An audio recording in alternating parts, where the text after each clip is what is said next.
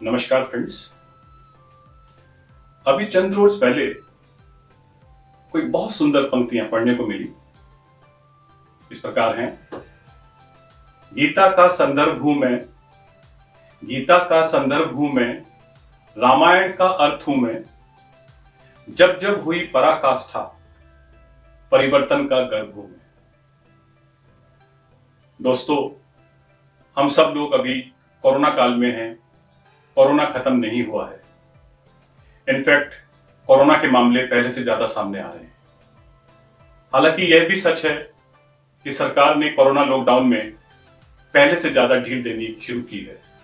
उद्योग खुलने लगे हैं, ट्रेनें चलने लगी हैं, दुकानें खुलने लगी हैं, दफ्तरों में काम शुरू होने लगे हैं, निर्माण कार्य फिर शुरू हो गए हैं।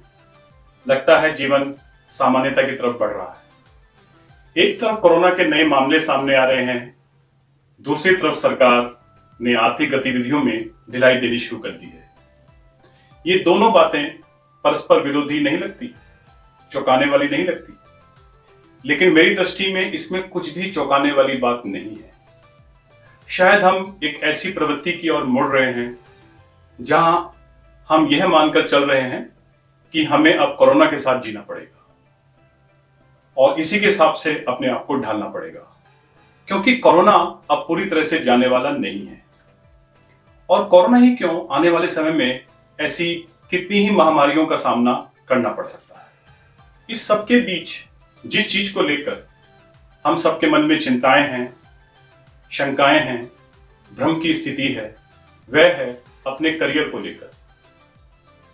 इस कोरोना काल में हमारे करियर का क्या होगा, रोजगार का, व्यवसायों का क्या होगा, जीविका कैसे चलेगी। दरअसल कोरोना और कैरियर के बीच एक जंग छिड़ी हुई है। इसमें कौन जीतेगा, इसको लेकर हम सब आशंकित हैं और इसको लेकर सबके मन में ढेरों सवाल हैं, चाहे वे स्टूडेंट्स हों या उनके पेरेंट्स, एम्प्लॉयज हों या एम्प्लॉयर्स, उद्योगपति हों या दुकानदार, किसान हो या मजदूर। नमस्कार दोस्तों, मैं हूं डॉक्टर विवेक जैन। मैं एक कैरियर काउंसलर, कोच और मोटिवेटर हूं। मैं भी आपकी तरह इन सवालों के जवाब पाना चाहता हूं। चलिए ढूंढते हैं इन सवालों के जवाब और साथ ही कुछ समाधान भी।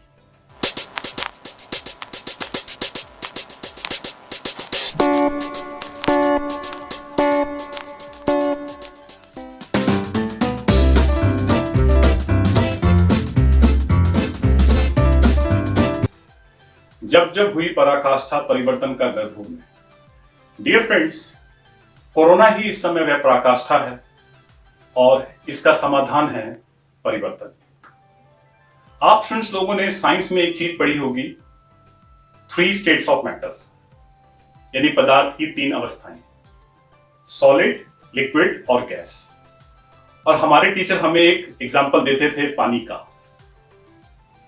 पानी का सॉलिड या ठोस रूप बर्फ कहलाता है, जो कि टेम्परेचर पर तरल यानी लिक्विड बन जाता है, और इससे ज्यादा गर्म करने पर वह गैस रूप यानी भाप बन जाता है।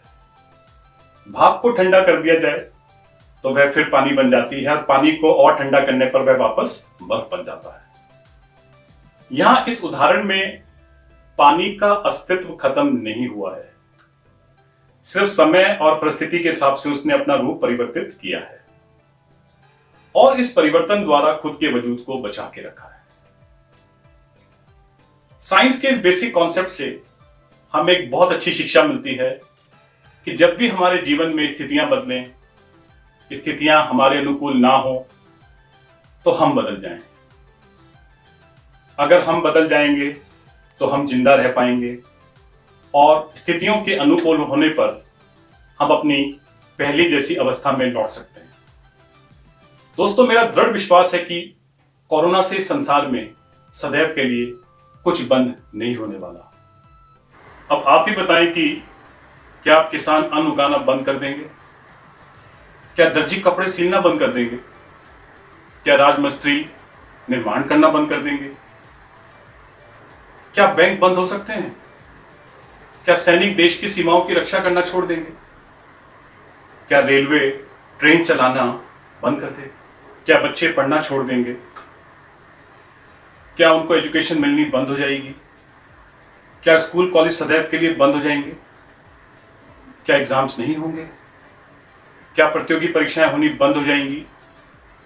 क्या हमारे देश में engineering, medical, IAS, PCS, bank, SSC जैसी परीक्षाएं अब नहीं होंगी? नहीं, ऐसा कभी नहीं होगा, क्योंकि इंजीनियर बनने बंद नहीं होंगे, डॉक्टर्स बनने बंद नहीं होंगे, इसी प्रकार एमबीए, सीए बनने क्या बंद हो जाएंगे?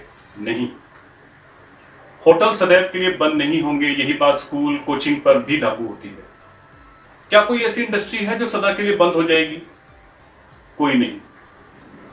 हो यह सकता है कि कुछ उद्योग लेट खुलेंगे, लेकिन खुलेंगे जरूर। इसी प्रकार सभी प्रकार के एकेडमिक व कॉम्पिटिटिव एग्जाम्स भी जरूर होंगे। इस बात का प्रमाण यह है कि बहुत सारे एग्जाम्स की होने की डेट अनाउंस भी हो चुकी है, जैसे बोर्ड के एग्जाम्स की, जेई मेंस की, मेडिकल, एनडीए आदि की भी। सच भी है, अगर ये एग्जाम्स नहीं हुए तो देश को नए इंजीनियर्स, डॉक्टर्स, सैनिक आदि कैसे मिलेंगे? नए प्रोफेशनल्स कैसे मिलेंगे? नई रिक्रूटमेंट्स कैसे होंगी? नई रिक्रूटमेंट्स नहीं होंगी तो कोई भी डिपार्टमेंट हो, प्राइवेट या गवर्नमेंट, चलेंगे कैसे? निष्कर्ष यह है कि कुछ भी रुकने वाला नहीं है।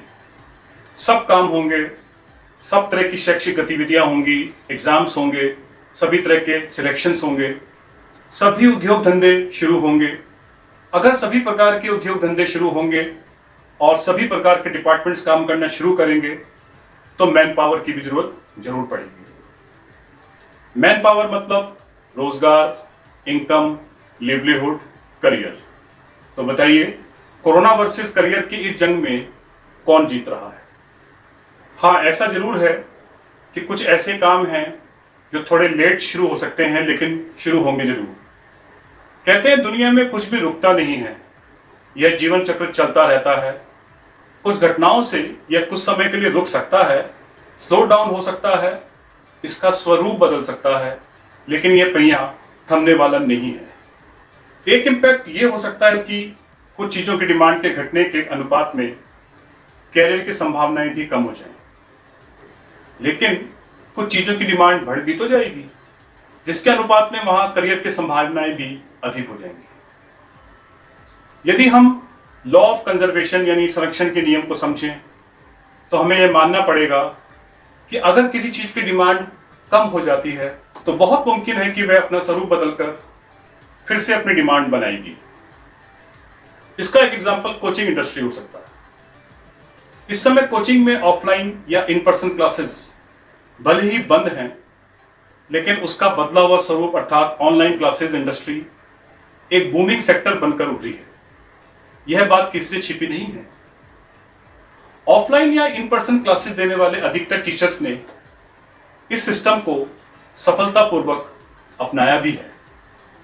आपको याद होगा कि नोटबंदी या डीमोनेटाइजेशन के दौरान किस प्रकार बड़ी संख्या में लोग कैशलेस की प्रवृत्ति की ओर बढ़े थे। यहां अर्नोल्ड बेनेट, जो एक महान लेखक थे, कि यह बात भी सच लगती है कि कोई भी बदलाव, यहां तक कि बेहतर के लिए एक बदलाव, हमेशा कमियों और असुविधाओं के साथ होता है। देखिए, पूरा सिस्टम एक इकोनॉमिक इकोसिस्टम की तरह काम करता है, जिसमें कोई भी चीज अकेले काम नहीं करती, हर चीज एक दूसरे से जुड़ी हुई है। अगर एक चीज काम करेगी तो उसके साथ जुड़ी अन्य चीजें भी काम करेंगी। हाँ, चीजों का काम करने का तरीका बदल जाएगा। Work from home, home schooling, online classes, telemedicine, pandemic care centres, home delivery जैसी संस्कृति को न सिर्फ और बढ़ावा मिलेगा, बल्कि इस नई वर्क कल्चर से नई प्रकार की इंडस्ट्रीज अस्तित्व में आएंगी, जो करियर और रोजगार के ग्रोथ सेंटर्स के रूप में काम करेंगे। प्रसिद्ध आविष्कारक चार्ल्स कैटरिंग की एक बात यहां मुझे बड़ी प्रासंगिक लगती है कि दुनिया बदलाव को आसानी से अपनाना नहीं चाहती, फिर भी यह एकमात्र ऐसी चीज है जो प्रगति लाई है। आपको याद होगा 1890 के दशक में जब कंप्यूटर्स ने हमारे जीवन में दस्तक दी थी, तब कई प्रकार के संशय लोगों के मन में आए थे। सबसे बड़ा डर यह था कि इससे बेरोजगारी बढ़ेगी, लेकिन ऐसा कुछ नहीं हुआ, बल्कि कंप्यूटर के आने के बाद एक नया आईटी सेक्टर डेवलप हुआ, हमारा देश जिसमें एक सुपर पावर बना, और प्राइवेट सेक्टर में आईटी सेक्टर सबसे ज़्यादा और शानदार नौकरी देने वाला सेक्टर भी बना।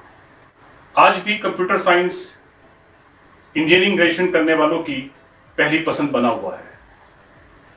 एक महान जर्मन भौतिक विज्ञानी जॉर्ज लिचेनबर्ग की कथन से अपनी बात समाप्त करना चाहूंगा। मैं यह नहीं कह सकता कि क्या हम बदलेंगे तो चीजें बेहतर होंगी। मैं यह कह सकता हूं कि अगर उन्हें बेहतर करना है तो उन्हें बदलना अवश्य होगा। तो दोस्तों, करियर वर्सेस कोरोना के इस महायुद्ध में जीत किसकी होगी, मैंने तो अपनी बात रख दी है। अब फैसला आपको करना है और मुझे कमेंट करके बताना है। जल्दी ही फिर मिलेंगे एक नए वीडियो के साथ। तब तक अपना ध्यान रखिए और खुश रहिए। थैंक यू, धन्यवाद, गुड बाय।